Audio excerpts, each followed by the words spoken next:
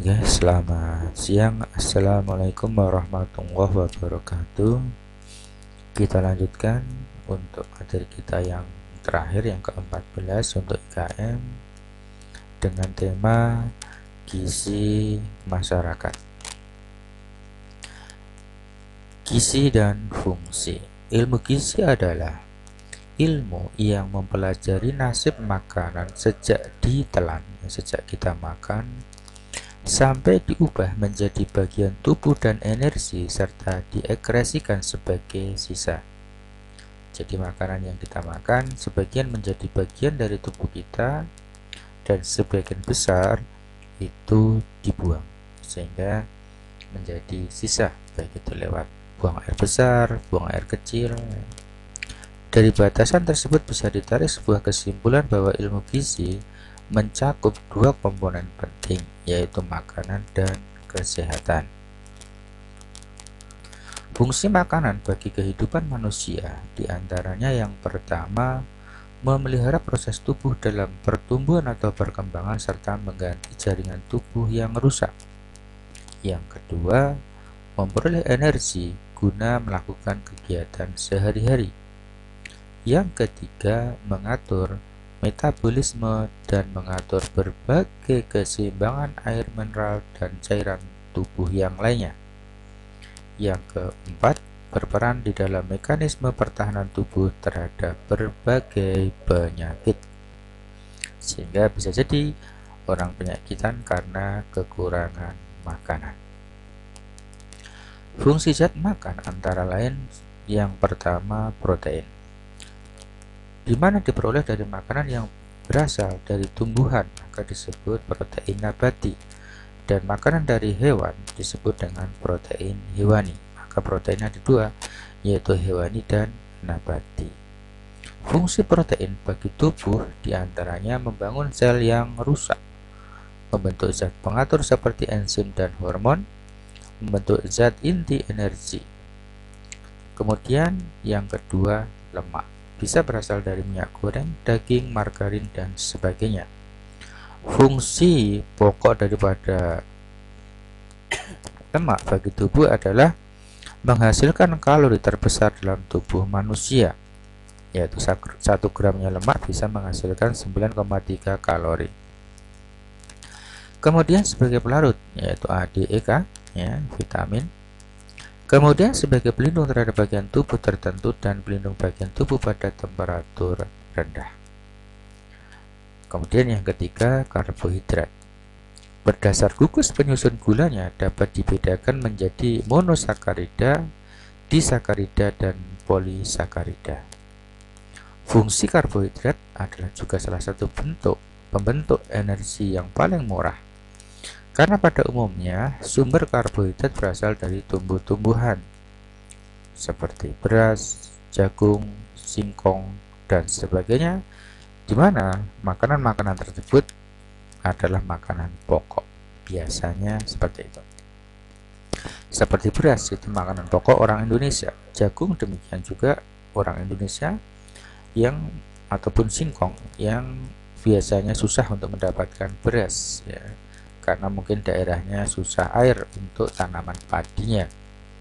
Kemudian vitamin dibedakan menjadi dua, yakni vitamin yang larut dalam air dan yang tidak larut dalam air, alias dia larut dalam lemak. Yang larut dalam air vitamin A dan B, yang larut dalam lemak A, D, E, dan K. Fungsi masing-masing vitamin antara lain vitamin A berfungsi bagi pertumbuhan sel epitel dan sebagai pengatur kepekaan rangsang sinar pada saraf dan mata. Vitamin B1 berfungsi untuk metabolisme karbohidrat, keseimbangan air dalam tubuh, dan membantu penyerapan zat lemak dan oleh usus. Vitamin B2 berfungsi dalam pemindahan rangsang sinar ke saraf mata, dan enzim berfungsi dalam proses oksidasi dalam sel. Vitamin B6 berfungsi dalam pembuatan sel saraf dan dalam proses pertumbuhan serta pekerjaan urat saraf. Vitamin C berfungsi sebagai aktivator macam-macam fermen perombak protein dan lemak dalam oksidasi dan dehidrasi dalam sel, penting di dalam pembentukan trombosit. Kemudian vitamin D berfungsi mengatur kadar kapur dan fosfor dalam bersama-sama kelenjar anak gondok, memperbesar penyerapan kapur dan fosfor dari unsur dan mempengaruhi kerja kelenjar endokrin. Kemudian vitamin E berfungsi mencegah pendarahan bagi wanita hamil serta mencegah keguguran dan diperlukan pada saat sel sedang membelah. Kemudian vitamin K berfungsi dalam pembentukan protrombin yang berarti penting dalam proses pembekuan darah. Kemudian mineral terdiri dari zat kapur, zat besi, zat fluor, dan seterusnya. Secara umum fungsi mineral sebagai bagian dari zat yang aktif dalam metabolisme atau sebagai bagian penting dari struktur sel dan jaringan.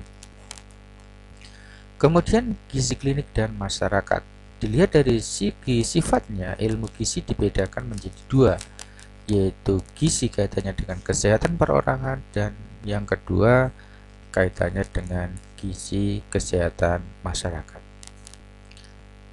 Untuk gizi klinik berkaitan dengan masalah gizi pada individu yang sedang menderita gangguan kesehatan akibat kekurangan atau kelebihan gizi. Gizi klinik lebih menitikberatkan pada kuratif daripada preventif dan promotif. Ini banyak terjadi untuk di rumah sakit, ya, kaitannya dengan membantu penyembuhan pasien. Sedangkan gizi masyarakat berkaitan dengan gangguan gizi pada kelompok masyarakat. Oleh sebab itu, sifat dari gizi masyarakat lebih ditekankan pada preventif dan promosi, di mana masyarakat mempunyai aspek yang sangat luas, maka penanganannya harus secara multisektor dan multidisiplin. Profesi dokter saja belum cukup untuk menangani masalah gizi, ya. Maka banyak diperlukan teman-teman dari promosi kesehatan atau dari ahli gizi untuk menyampaikan kepada masyarakat. Penanganan gizi masyarakat tidak cukup dengan upaya terapi pada penderita saja, karenanya apabila setelah mereka sembuh akan kembali ke masyarakat. Oleh karena itu, terapi penderita gangguan gizi tidak saja ditujukan kepada penderita, tetapi kepada seluruh masyarakat. Kalau penderita, tentunya mereka lebih banyak di kuratifnya, ya. Kalau masyarakat lebih banyak di promotif dan promosinya, di preventif dan promosinya. Masalah gizi masyarakat bukan menyangkut aspek kesehatan saja, melainkan aspek yang lain yang terkait seperti ekonomi, sosial, budaya, pendidikan, kependudukan, dan seterusnya. Oleh karena itu, penanganan atau perbaikan gizi sebagai upaya terapi tidak hanya diarahkan kepada gangguan gizi atau kesehatan saja, melainkan juga ke arah bidang yang lainnya. Kemudian berikutnya penyakit yang ada di dalam gizi atau kaitannya dengan kekurangan gizi. Penyakit kurang kalori dan protein atau KKP. Penyakit ini terjadi karena ketidakseimbangan antara konsumsi kalori atau karbohidrat dan protein dengan kebutuhan energi, atau terjadi defisiensi atau defisit energi dan protein. Pada umumnya penyakit ini terjadi pada anak balita karena pada umur tersebut anak mengalami pertumbuhan yang pesat. Bila konsumsi makanan tidak seimbang dengan kebutuhan kalori, maka akan terjadi defisiensi, ya, karena kekurangan protein dan kalori. Penyakit kurang kalori dan protein dibagi menjadi tiga, yaitu ringan, sedang, dan berat. Anak atau menderita marasmus tampak sangat kurus, berat badan kurang dari 60% dari berat badan ideal. Menurut umur, muka berkerut seperti orang tua, apatis terhadap sekitarnya, rambut halus dan jarang ya, dan berwarna kemerahan seperti rambut jagung. Kemudian penyakit kurang kalori dan protein pada orang dewasa memberikan tanda klinis diantaranya udim, atau juga disebut dengan penyakit kurang makan, kelaparan atau busung lapar. Udim pada penderita biasanya tampak pada daerah kaki. Kemudian yang kedua, penyakit kegemukan atau obes. Penyakit ini terjadi ketidakseimbangan antara konsumsi kalori dan kebutuhan energi, yakni konsumsi kalori terlalu berlebihan dibandingkan dengan kebutuhan atau pemakaian energi. Kelebihan energi di dalam tubuh ini disimpan dalam bentuk lemak Seseorang dikatakan menderita obes bila berat badannya pada laki-laki melebihi 15% dan pada wanita lebih dari 20%. Akibat dari penyakit obes, para penderita cenderung menderita penyakit kardiovaskular, hipertensi, dan diabetes. Kemudian anemia atau penyakit kurang darah. Penyakit terjadi karena konsumsi zat besi pada tubuh tidak seimbang atau kurang dari kebutuhannya. Zat besi merupakan mikroelemen yang esensial bagi tubuh yang sangat diperlukan dalam pembentukan darah, yaitu dalam bentuk Hb, di mana zat besi lebih mudah diserap oleh usus halus dalam bentuk vero. Kemudian berikutnya siroptalmia, yaitu kekurangan vitamin A. Penyakit ini disebabkan karena kekurangan konsumsi vitamin A di dalam tubuh seseorang. Gejala penyakit ini keringnya epitel biji mata dan kornea, fungsi mata menjadi berkurang, ya. Atau sering juga disebut rabun senja atau buta ayam. Kemudian penyakit gondoendemik. Zat yodium merupakan zat gizi esensial bagi tubuh karena merupakan komponen dari hormon tiroksin. Zat yodium dikonsentrasikan di dalam kelenjar gondok yang dipergunakan dalam sintesa hormon tiroksin. Kekurangan yodium bisa menyebabkan gangguan kesehatan seperti kretinisme, di mana kretinisme adalah suatu kondisi penderita yang dengan tinggi badan di bawah normal, ya. Kondisi ini disertai dengan berbagai keterlambatan, ya, terkait dengan kecerdasan, dengan mental, dan sebagainya. Biasanya di sini sering disebut dengan orang-orang kerdil, cebol, ya, karena tingginya di bawah normal atau di bawah standar. Kelompok rentan gizi diantaranya kelompok bayi. Di dalam siklus kehidupan manusia, bayi berada di dalam masa pertumbuhan dan perkembangan yang paling pesat. Bayi dilahirkan dengan sehat pada umur 6 bulan akan mencapai pertumbuhan badan 2 kali lipat dari berat badan pada waktu lahir. Untuk pertumbuhan bayi dengan zat gizi yang sangat dibutuhkan diantaranya protein, kalsium, vitamin D, vitamin A dan K, dan zat besi. Kemudian kelompok anak balita. Anak balita juga merupakan kelompok umur yang rawan gizi dan rawan penyakit. Kelompok ini merupakan kelompok umur yang paling menderita akibat gizi dan jumlahnya dalam populasi yang besar, ya. Kondisi balita yang rawan gizi adalah anak balita baru berada dalam masa transisi dari makanan bayi berpindah ke makanan orang dewasa. Biasanya anak balita sudah mempunyai adik, ibunya sudah bekerja penuh sehingga perhatian ibu sudah berkurang.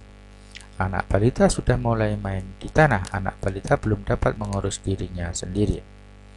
Kemudian berikutnya kelompok anak sekolah. Pada umumnya, kelompok umur ini mempunyai kesehatan yang lebih baik dibanding dengan kesehatan anak balita. Masalah yang timbul pada kelompok ini yaitu berat badan rendah, kurangnya Fe dan vitamin E. Masalah ini timbul karena anak sangat aktif bermain dan banyak kegiatan, baik di sekolah maupun di lingkungan rumah. Di sisi yang lain, anak ini kadang nafsu makannya kurang, ya, bahkan menurun, sehingga konsumsi makanan tidak seimbang dengan kalori yang dibutuhkan. Kemudian kelompok remaja. Pertumbuhan anak remaja pada umur ini juga sangat pesat. Kemudian juga kegiatan jasmani termasuk olahraga juga pada kondisi puncaknya. Bila konsumsi makanan tidak seimbang dengan kebutuhan kalori untuk pertumbuhan dan kegiatannya, maka bisa terjadi kekurangan yang akhirnya dapat menghambat pertumbuhannya. Bahkan pada anak remaja putri, ya, pada kasus mens itu kan membuang Fe.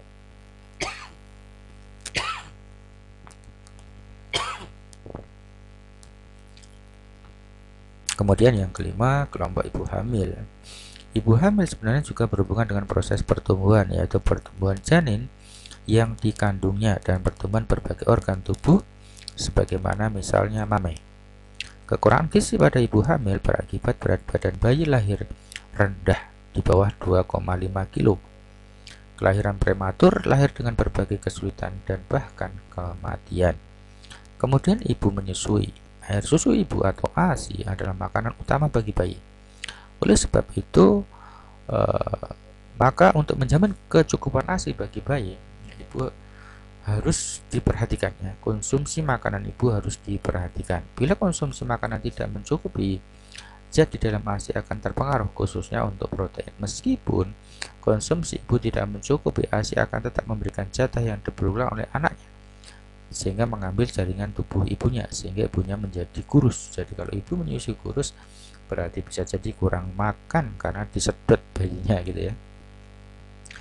Kemudian kelompok usia lanjut. Meskipun usia lanjut ini sudah tidak mengalami penurunan fungsi, maka sering terjadi gangguan. Sebagai contoh, adanya beberapa gigi yang tanggal, sehingga ada kesulitan untuk mengunyah makanan ya. Sehingga kalau sulit mengunyah makanan, kurang makanan, maka berdampak terhadap kesehatan. Keperluan energi pada usia lanjut sudah menurun. Oleh sebab itu, konsumsi makanan untuk usia lanjut secara kuantitas tidak sama dengan kelompok rentan yang lain. Yang penting di sini adalah kualitas makanan, dalam arti keseimbangan gizi harus dijaga. Kegemukan pada usia lanjut sangat merugikan karena merupakan resiko untuk penyakit kardiovaskuler, diabetes, kemudian hipertensi dan sebagainya. Pengukuran status gizi masyarakat, berat badan per umur, klasifikasi dari Harvard yang sudah dimodifikasi antara gizi baik, kurang, dan buruk ya. Adapun untuk tinggi badan menurut umur, di sana ada disebutkan juga menurut Harvard, yaitu gizi baik, kurang, dan buruk ya.